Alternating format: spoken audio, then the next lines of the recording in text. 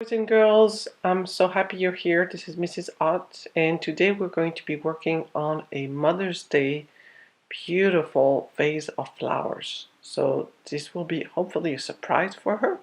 So if she's around, just tell her that she's not allowed to look because it is something special. So think about how special your mom is and put a lot of, just put a lot of love into your painting while you're doing it. So we're going to be using a Sharpie, which is a black waterproof marker. We're going to be using oil pastels. If you don't have your oil pastels, you could use crayons. And we're going to use watercolors. And the paper, if you do have watercolor paper, please use watercolor paper. Otherwise, just drawing paper. So let's get started. So before we start painting our beautiful bouquet of flowers for Mother's Day, I'd like us to look at different shapes of flowers.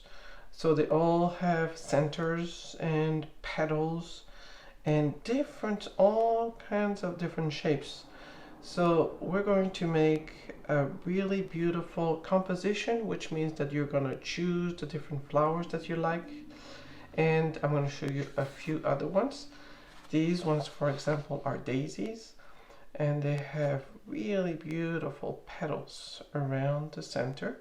And also look at the stems. And then one more that I think is really pretty are these little flowers. So these ones here, look at the huge center, and then smaller petals, or regular petals. So there's so many different ways that we can make flowers. Now all these come from a book that I really like. It's called 20 Ways to Draw a Tree and Other Things from Nature. So we're going to start. We have our piece of paper. If you would like, you can start with your pencil and eraser. I'm going to go straight to Sharpie. And the first thing we're going to do is draw the vase for our bouquet of flowers. So there's many ways to draw a vase. I'm going to show you a couple ways, but we're going to start with, this is a way that you could draw a vase. So it's got a nice curve like this. And if you like your vase, you can continue with this shape, or you can do another type of vase, and I'm going to show you in just a minute. Wanted a shape of a vase that would be a little bit more with edges, so maybe just like that. So either way, make your vase large, because at the end we will write Happy Mother's Day in here, or your message. So I'm going to continue with this one that I started, and I'm going to start by drawing a circle for one of my flowers. And then I'm going to draw some petals around. So remember, you can make different kinds of petals. They don't have to be all the same. So I could just stop right here, or I can add more petals around my flower. And that way I will make it a little bit bigger. Then maybe around here I'm going to add another circle for another flower. And then maybe this one will have another circle around. And I'm going to make different shapes for my petals this time. But before I do that, I'm going to have small marks going around, and that will help me with the size of the petals. Now, if I don't have enough room on my paper, I just go off the paper. That. So I'm going to continue making shapes. So whenever you're making your flowers, always start with the center of your flower first.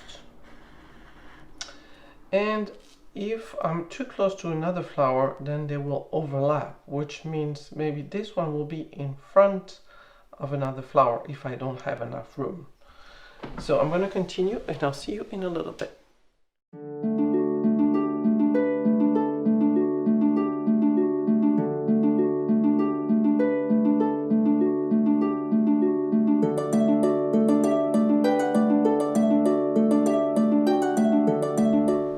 So once I'm done with my flowers, and if you were watching the video, you saw that first I did my flowers, and then I added some leaves, and then I closed my vase, and lastly I added some stems.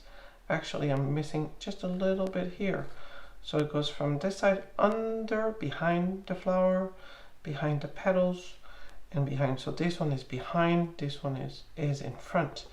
I could even add another little leaf right here if I wanted to.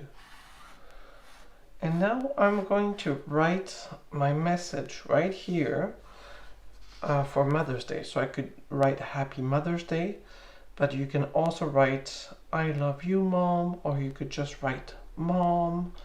So whatever you think, or just the name of your mom, or if you want to write a message in a different language, you may do so also. So I'm just going to write, and I have this leaf right here in the way, so I'm hoping it's going to be, I'm going to see how I'm going to squeeze in right here. This is my H. I hope I'm going to have enough room. Happy.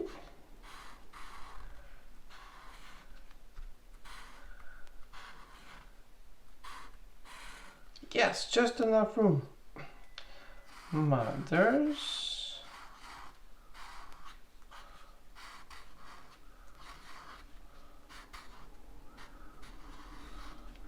Day.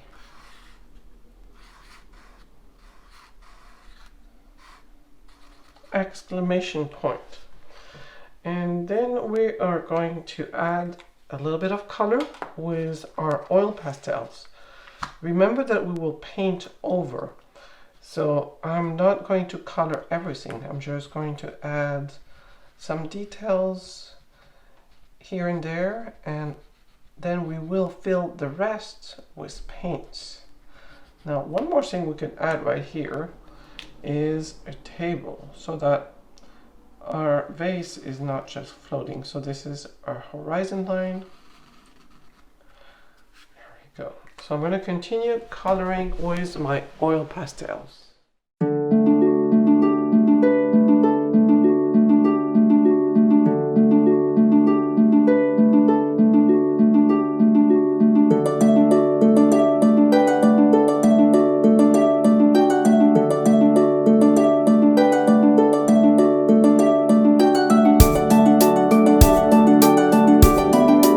So when we are done coloring with our oil pastels, we've added lots of different colors. We're going to think about what colors would go best with each one of our flowers.